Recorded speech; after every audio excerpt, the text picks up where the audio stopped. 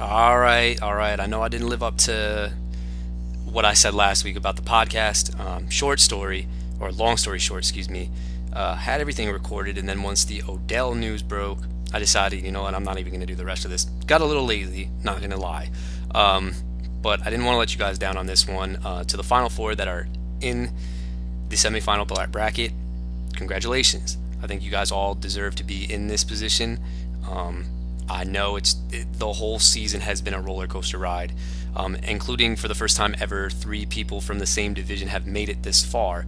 It's usually only been 2. I can't remember the year, but I know, Andre, you brought this up to my attention. This has never happened, and I know that for a fact. So, once again, guys, I mean, congratulations. Johnny, benefited most from a fantastic October. I know his team is starting to kind of calm down a little bit. Oh, and I just saw somebody is actually in this lineup. Wow. Anyway, haven't checked for injury reports. I know one matchup is probably going to be decided on injuries. And the other one, I'm not going to lie, at first I did think was going to be a one-sided affair, and holy crap. I just realized, wow, I just looked at one person's lineup, and I'm shocked. Anyway, bottom line is this, yada, yada, yada. Yeah, I know. Here we go. I'll break it down like I usually do. I will choose a winner this time. And no, I am not doing this from jinxing purposes. I'm going to call it as I see it.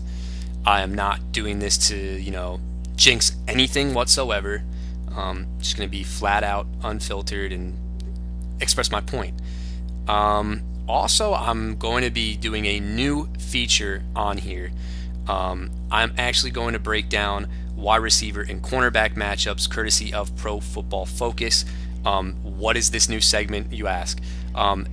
They're projecting primarily where they're going to line up, who's the cornerback they're going to line up, and then they take advanced statistics such as height, burst score, press coverage, a release off of the press coverage, height advantage point, which means that when they go up to jump it, like catching traffic in Madden, if you will. All these really cool statistics for you stat heads out there. I figured you probably would enjoy this a lot, and it could sway you into maybe benching somebody, because I know Harsh said he doesn't listen to my podcast anymore because he gets nervous and takes out guys I'm telling him not to play. Bottom line is, when we go down these advantages, the advantage point, if it's a negative, it means that the cornerback has the advantage on the wide receiver. Now, I don't want you guys to get too crazy. Anything within 10 it would be an advantage, and that would be in the clear. So there's colors, there's clear, there's red, and then there is green. Now, the clear is kind of like neutral, but they might lean corner or receiver, and that's within 10. 10 to 20 kind of is more of that. If it's a receiver, light green, corner, orange, and then anything over the 20% is like, okay, this should be an extremely money matchup based on the combine statistics, 40 times, all these things that they put together. It's really cool. And I'm always pro film over stats, but I mean, this stuff really kind of like messes with your mind a little bit, if you will. So I'll be breaking down the matchups. I hope you guys enjoy this. Hopefully this gets in right before the kickoff, so enjoy. So it's funny because I actually was planning on doing a segment where I was going to make somebody nervous in this matchup. I was actually, for those of you who saw the title, I was going to put somebody as the cover boy of this matchup to kind of persuade somebody into changing their quarterback matchup, because I'm really going to do that in this matchup. I want to see if somebody's actually going to kind of buy into, but honestly, like, this had happened already, so it looks like somebody is actually on this flow. So that's hilarious. The first matchup I'm going to break down is David taking on Johnny.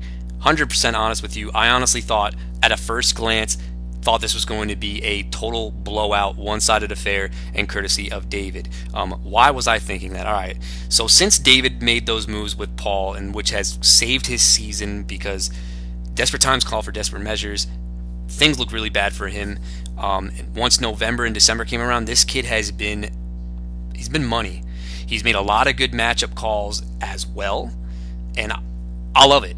I've loved what he's done with his team. I mean, I can't deny what he did.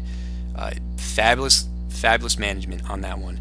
He's got um, the number one quarterback in fantasy football, which is Pat Mahomes.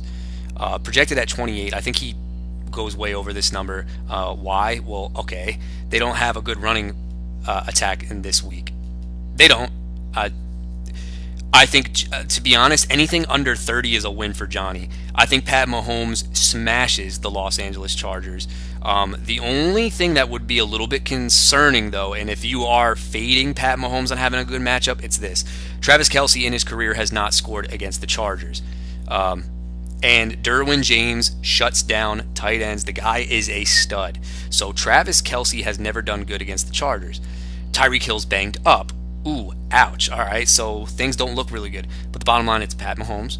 The running game, there's no more Kareem Hunt. Spencer Ware is out, which means it's Damian Williams. Damian Williams is nothing spectacular by any means.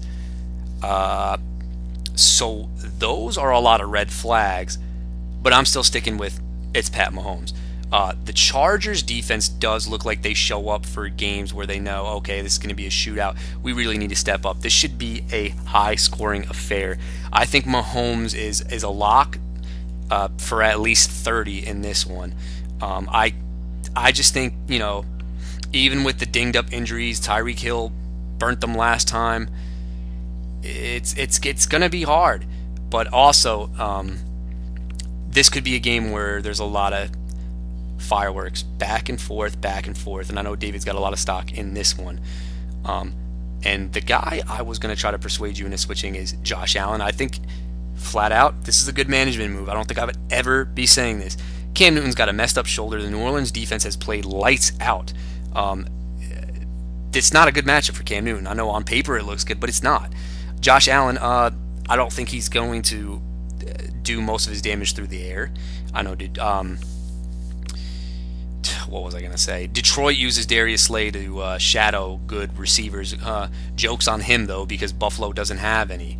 The Detroit defense does give up the most rushing yards to quarterbacks in the last few weeks. Ooh, okay. That was the biggest stat there. I don't know if Johnny knew about that stat. Of course, he's going to say, yeah, I know. That's exactly why I was going to play the guy. But, wow. I don't see a 30-point potential game for Josh Allen. I just think that's just asking for a lot. But I will say this. I think he's got a lot more upside than Cam Newton in this matchup. And honestly, you didn't need to get pressured into starting him because you did it before I was going to do that. And who knows? Maybe this could work in the favor for David. Maybe David likes this move by Johnny in his favor. So, hey, to each his own. But bottom line, I'm going Mahomes. I think if Josh Allen is to come in within 10 points of Mahomes' score, I think it's a win for Johnny. But, All right. I'm going to hold off on receivers because I want to do that whole matchup breakdown that I was talking about, and that takes a while. So let's go to the running back department. Nick Chubb, Dalvin Cook, taking on Todd Gurley, Damian Williams. Okay, wow. Gurley, I think, is projected for way too much. Yeah, it's Todd Gurley. I know that's the excuse you could always use. I get it. But 23 points is a lot to project for Todd Gurley. I mean, the guy is still getting it done. Oh, wow. Hold on. Take back everything I said. I didn't know he dropped 30 on Detroit. But since the New Orleans game, 16, 23, 10, 37, yeah, fine. 23 is fine. Ignore what I said. But I'll tell you right now, you've got the RB2 as a trap. Calling it right now, Damian Williams is a trap. I do not trust this guy at all in this matchup. I know Ware is doubtful. I don't know if he's been ruled inactive yet, but the guy's never been a volume back in his career. He's been a change of pace. He's a guy who spells in. He's a guy who goes in the third downs because he's got great pass protection. This guy's not very efficient at all. He's not a good starting running back. I think by the end of this game, I think you're going to be looking at the box score at 8 to 10 points for Damian Williams. I do not think the only way he hits in the high teens is if he scores maybe even twice. It would have to take that. But I do think he's a big trap this week. Nick Chubb and Dalvin Cook. All right, let's break these guys down. Nick Chubb's got a very juicy matchup. We all know the story. Ever since Hugh Jackson and Todd Haley were kicked to the curb, Freddie Kitchens comes in And I don't want to say his name like, oh, it's Freddie Kitchens. Yeah, this guy's a beast. He's not. All he's done was made a simplistic playbook for Baker Mayfield where Nick Chubb can actually get a lot of volume, and that's what you're seeing here. Duke Johnson has been irrelevant. This is a really good matchup, although I will say that Denver's defense plays a lot better at home than they do on the road. So I like Chubb's matchup, but the guy I am probably the most excited about, and I was not excited about him coming into the season because I just thought he would just be an injury headache the whole year, and that's Dalvin Cook. Love Dalvin Cook against the Miami Dolphins. They got rid of their offensive coordinator, Kirk Cousins. I don't know what's going on there. This could be, as long as he doesn't pull something in the game, knock on wood, I think this guy has potential to break 20 points. This is a fantastic matchup for him. He's a good running back when he's healthy. Therefore, I got to go with the running back advantage to David. I think that Todd Gurley, could do what he does, which is fine. Damian Williams will not be the answer, though, and I think that Chubb and Cook can have potential, to be quite honest with you, to combine for 40. So therefore, got to go with Dave in that department. Okay, I'll break it down because it's the playoffs, so you're welcome. Ian Thomas taking on Rob Gronkowski. Okay, Ian Thomas, I don't know what's going on there. New Orleans does very good against the tight end position. Last week was kind of an aberration. I don't think we're going to see him get targeted that many times. I think that's ridiculous. And he didn't really do anything with it. He was just catching a whole bunch of checkdowns, really. And then Gronk has looked healthy. I don't think I'd ever be saying that. I think the guy was washed. Scary matchup here. Rob Gronkowski does well against the Pittsburgh Steelers. He is the Steeler killer, if you will. He always seems to find ways to get it done against the Pittsburgh Steelers. And they never seem to have an answer. I think there was maybe one game where he's done that. If the guy doesn't get pulled out for any injuries, this is a clear-cut Johnny victory in the tight end department. Flexes, it's mixed. Johnny's got 2 receivers. LaShawn McCoy, I think it's time to kick the curb with him. He's just not getting it done. And his value is terrible with Josh Allen because he's the one who does all the running. He doesn't do anything. So there you have it on that one. All right. So my prospect's not that big on him. Julio Jones. We'll go to the wide receiver matchups. Julio at home against the Arizona Cardinals. You get the Q tag. Should be good to go. Keenan Allen, stud. Taking on Adam Thielen and Deshaun Hamilton. Okay, so Johnny is really rolling out a lot of prayers in this one. Deshaun Hamilton's the first, but then I just realized who the hell was in that flex spot, and I'm like, whoa, you're laying it all out on the table here, man. You're putting all your chips into this one guy. Not Hamilton, but he's one of them. Julio Jones, let's talk about it. You want to know who's going to be on him? You don't need a scientist or an analytics person to tell you. It's going to be Patrick Peterson. So here's how they match up. Julio Jones' primary position, he lines up on the left. Calvin Ridley lines up on the right. Funny fact here, guys. All Atlanta receivers have a disadvantage according to these projections, matchups, combine scores, all these statistics, advanced analytics. The advantage actually goes to the whole Arizona Cardinal secondary. But let's check on how Julio Jones matches up with Patrick Peterson on the right side. Because left for wide receiver would mean right on the cornerback spot. The advantage here is Peterson +8, which means that it's Julio Jones -8. Peterson does show up against really good cornerbacks. Unless they decide to get creative and move Julio into the slot, which could be a thing, but I severely doubt it because, Atlanta doesn't have anything to play for. Peterson is a strong favorite in this matchup, and I honestly would have to incline to agree. Unless they move Julio Jones somewhere else, it's not looking good. In fact, the only guy who has the best matchup is Calvin Ridley, and he's at -1 against David Amerson, which is kind of like a draw. But I also think it has to do with Calvin Ridley's health. So yeah, there's a disadvantage there for Julio. Let's go to Keenan Allen's matchup predictions now. Keenan Allen, he gets Kendall Fuller. Keenan Allen is a great route runner. Kendall Fuller is the Chiefs' best cover corner, but he's no match for Keenan Allen. The Pro Football Focus currently has Keenan Allen as a 13% advantage, which is really good. Anytime you can get over 10% in the analytics, that's very good. Keenan Allen's unstoppable. He's going, especially if Melvin Gordon can't go, you're going to be looking at 20 plus points for Keenan Allen because he's going to feast all day long. This guy is a big. This is going to be one of David's highest scoring players this week, by far. Julio Jones, on the other hand, that's a guy I'd be a little bit nervous about. I know he seems to get it done. I know he had a good matchup last week. Well, not a good matchup, but a concerning matchup with Jaire Alexander, but he got 2 touchdowns. And if Atlanta decides to be creative to avoid Patrick Peterson, they might sacrifice Ridley to his side. They might mix it up. So you never know with him. I think Allen's got a good chance. I think Julio Jones I'd be a little cautious about just because of the uncertainty. Okay. A guy, though, that I think could match up very well with Keenan Allen is Adam Thielen. So let's go and see how he's projected out. Oh, God. So guess what? Xavier Howard is out. Adam Thielen is going to be matched up in the slot against Bobby McCain.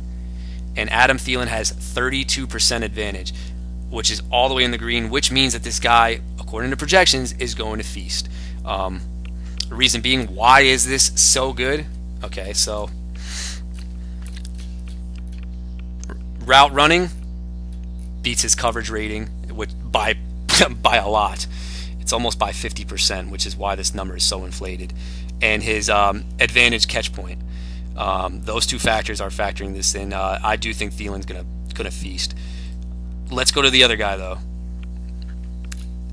You got Deshaun Hamilton in.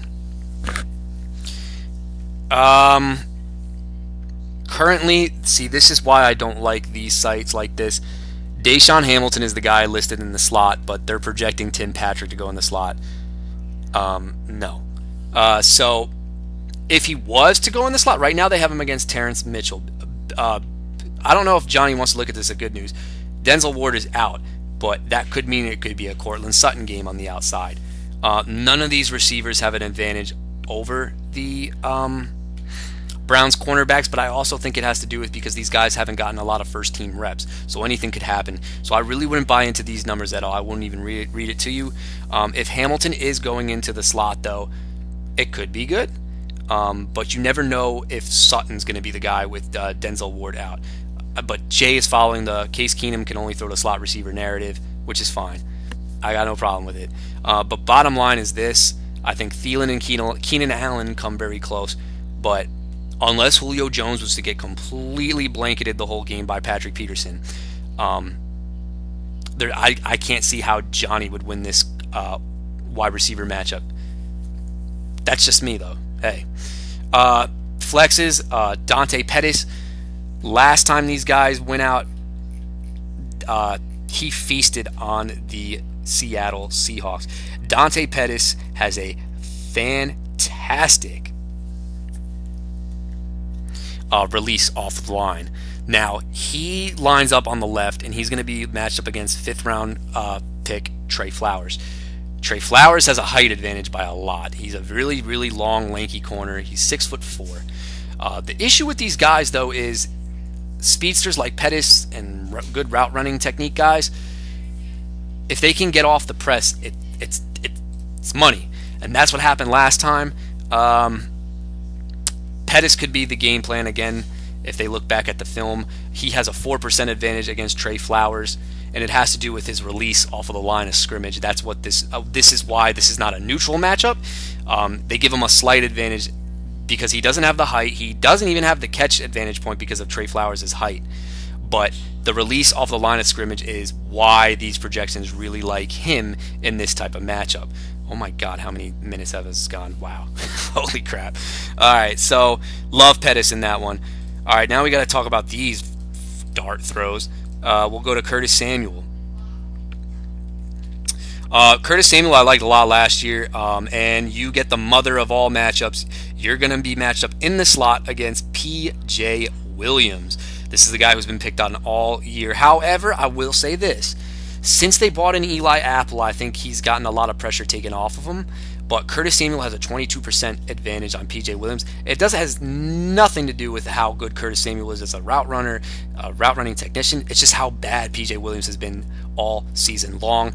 And they've matched up other slot receivers that kind of fit the mold of Curtis Samuel, and this should be money for Curtis Samuel in this one because DJ Moore will get Eli Apple, who actually does have a good advantage too. In fact, all the Carolina receivers have a great matchup point advantage. My only concern, though, is the amount of pressure the New Orleans defense has been bringing, which is why I'm not big on Cam Newton. And don't even ask me why this guy is in. Isaiah McKenzie, and believe it or not, he's going to go against slot corner Nevin Lawson, who has not been very good. Okay. Zay Jones is the one who's going to be matched up against Darius Slay because he lines up on the right. Robert Foster actually has the best matchup against Mike Ford. Foster has a 15% advantage, but Johnny, if you really want to buy into this crap, Isaiah McKenzie has a 13% advantage against Nevin Lawson. I don't think it has anything to do with Isaiah McKenzie. I think it has to do more so with Nevin Lawson. In fact, though, Zay Jones's numbers have really gone down because he doesn't play the slot anymore. It's now Isaiah McKenzie's role. So you're really hoping for this Josh Allen, Isaiah McKenzie thing to happen. I don't know. And then Jacksonville against Houston. I'm going to say it's a draw, to be honest. I'm not going to pick a clear-cut winner in this one. All right. I gave you all these analytics and all this crap. How do I see this game playing out? There's a lot of dart throws on the Johnny side of things, and if two of them don't hit, it's game over. You need at least two of these guys to hit. If I was a gambling man, I'd say that Deshaun Hamilton and Samuel would be the guys to hit. McKenzie, man, he just gets it done in so many fluky ways. I don't understand it. In fact, on David's side, I love every single player in his matchup column. The only guy I don't like is LaShawn McCoy, and there's somebody else that's a little concerning. And honestly, maybe Dante Pettis, because I don't know, but this guy's been a waiver wire gem. I like Dante, but honestly, knock on wood, I am not jinxing this at all, but I love every single player on David's team. I think their matchups are really good. The worst matchup he has is Ian Thomas was the guy. I'm sorry. Ian Thomas and McCoy are the only two I don't like. And there's a lot of prayers that need to be answered for Johnny, and I do think that Damian Williams is going to be a trap. Bottom line, who am I taking? At first glance, when coming into the week, I thought this was going to be a 140-110 performance. However, Johnny's team the last 4 weeks has only gone over 100 once. I think it's something like that. It's not good, bottom line. I could be wrong. You can correct me. Don't care. The team's really fallen off since the Cooper Kupp injury. Thielen's looked a little bit human, and so has Gurley. Unless Gurley was to just go completely off and get another 30-point performance, and Gronk goes off with that, I'm going to take David. We'll talk about this matchup. We don't know word yet on Melvin Gordon. Doesn't look good, though, for me, because he might be out. So, yeah. Not in the best of spirits. Not even trying to play the whole jinx card with you. If he is unable to go, it's up to my management on who I'm going to play, because nobody can replace Melvin Gordon. I had Eckler, but obviously that didn't work out. All right, let's just get into it. This is one of the 2 times I've been an underdog against you. Usually it's when I play you, I'm favored, and then you win. But I've noticed when it's in the reverse role, I wind up winning. But I don't know. All right, Brady against Pittsburgh is nice. I don't know if I'm going to go Trubisky. Now I'm pronouncing it how. What's his name? Trubisky. Excuse me. Trubisky and Matt Ryan. It's between one of them. Haven't decided yet. Julian Edelman has been really, really nice with Tom Brady this season. Like, probably the most consistent he's ever been. And T.Y. Hilton has missed practice again, although we're probably going to see a limited practice on Friday, which would indicate that he's good to go at home. Jarvis Landry and Corey Davis. I'm going to break it down nice and simple for you. Julian Edelman against the Pittsburgh Steelers is going to avoid Joe Hayden, which would make him when we get to New England for a second, which would actually, wow, make him matched up against Mike Hilton, who's actually been a really good slot cover corner this year. I actually didn't know this. The advantage actually goes to Mike Hilton. That's interesting. Still not buying it, though. T.Y. Hilton, he's probably going to be shadowed by Byron Jones, but you know what they say. What is it that they say? They say that the guy is just unstoppable at home. If he suits up, I don't care what kind of injury diagnosis the guy has.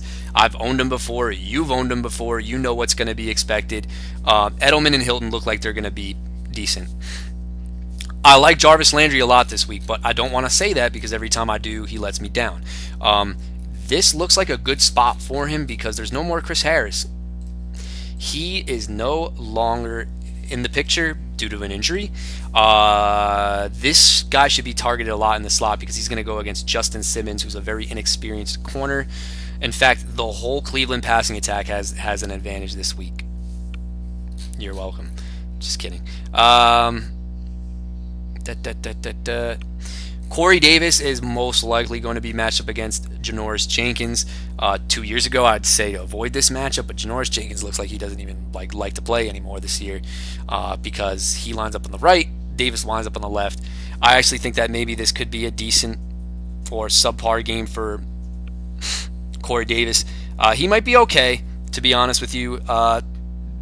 They've had an extra week to prepare, kind of, because they had the Thursday night game. I like his chances. Okay, the biggest news here, McCaffrey and Elliott, I think, are going to cancel each other out. So I'm not going to break that down at all. I actually do think that Ezekiel Elliott has a really, really big game. Melvin Gordon taking on Joe Mixon, though. Now, if Gordon was active, I'd feel confident because right now I do think that this matchup could have potential to be even up to this point. But if Melvin Gordon's not there, not good because Joe Mixon is going to have a field day. If I walked into court and the judge had asked me, did you or did you not say Joe Mixon was going to be a bust this year? I'd raise the hand and I'd say, you're right, I did. I don't know what it is about him. It could be him. It could be the combination of him and the offensive line. There's times where he doesn't look good, but I'll give you some optimism why I'm afraid of this guy this week. Anytime the matchup is in green, he gets the green. Miami was a soft matchup. He got 19 points. I take that back. Kansas City, he didn't do anything, which was weird. Tampa Bay, 27 points. Cleveland, 19 points. Chargers, even last week, without A.J. Green and Andy Dalton. This should be an easy slam dunk, finger roll, whatever you want to call it, type of game for Joe Mixon. Yeah, I don't see any way. In fact, the time when Joe Mixon has played me, he's always gotten 19 points. So Andre, I'm going to project 19 points. That's what I'm going to do. And if Gordon can't go, which looks like he's not going to go, man, I don't know if I can find anybody to get 19 points. So this guy right here, I think, is the biggest difference maker in this whole matchup. Kittle versus David Njoku. Well, we know what George Kittle did last week. I am always on the narrative, I don't know if Andre is, that when a guy goes completely off one week, he definitely calms down a little bit the next week. But let me take that stat and bring it into David Njoku. This looks like it could be a good spot for him, but he needs the targets, and he's not getting them. But I do love the matchup for David Njoku. Kittle, I think, is going to get at least 10. I think he's a lock for. And if James Conner can't go, I'm assuming it's going to be Gus Edwards. Tyler Lockett feasted on San Fran last time. I don't expect any reason why he shouldn't this time, especially because he didn't do anything this week. Now, the only concerning thing for Lockett would be if Baldwin couldn't go, and then they just kind of say, okay, let's let all these random guys try to beat us through the air, and we'll just double-team Lockett the whole game. That's one, I'll be honest with you, that's one thing that might be a little concerning, but it's Tyler Lockett. He's gotten it done all year. Aaron Jones and Nick Chubb have been very consistent since they've taken over as the starting backs. But this is the first really big test for Aaron Jones against the Bears defense. But this is the Packers' pass-first offense. Aaron Jones is not the key that they're going to be looking at. It's going to be Aaron Rodgers. Speaking of a guy who I loved in the first half of the season, James White has not been used as much as he has, but I'm buying into the fact that he didn't do anything last week and this does look like a really good James White game against the Pittsburgh Steelers. Baltimore and Buffalo both have really good matchups. However, I think Buffalo might get sacks, where Baltimore might get a lot of turnovers. So, advantage Baltimore. No. Andre, I know what you're saying. Nick, you're only saying this because you don't want to reverse jinx and stuff. But look, I'm calling it as honest as I can be. Okay? Flat out. If Gordon was to go, I think this is going to be a really competitive matchup. I really do. But if he is inactive, I'm left with either Elijah McGuire, most likely, or Robbie Anderson. And unless the gods answer some weird prayer, I don't feel that confident. Be quite honest with you. It's interesting how things go. So Andre has never been to the promised land. He's 0-2. He's got to go through the commish to do it. Could he do it? I don't know. And my goal, get to that third Super Bowl appearance. And if I don't have Melvin Gordon, it's up to the management decisions made by myself. Two really interesting storylines you have here. Bottom line, I'm gonna call it like this: Gordon can't go, man. I like your chances. If Gordon can go, considering that the Browns guys have good matchups, I think I like my chances. I know it's a cop out to say, "Oh, Gordon's out," that type of thing. I know we all like that. However, I know James Conner will bring up for a minute. Okay, so I just got this notice. It says he could play without practice.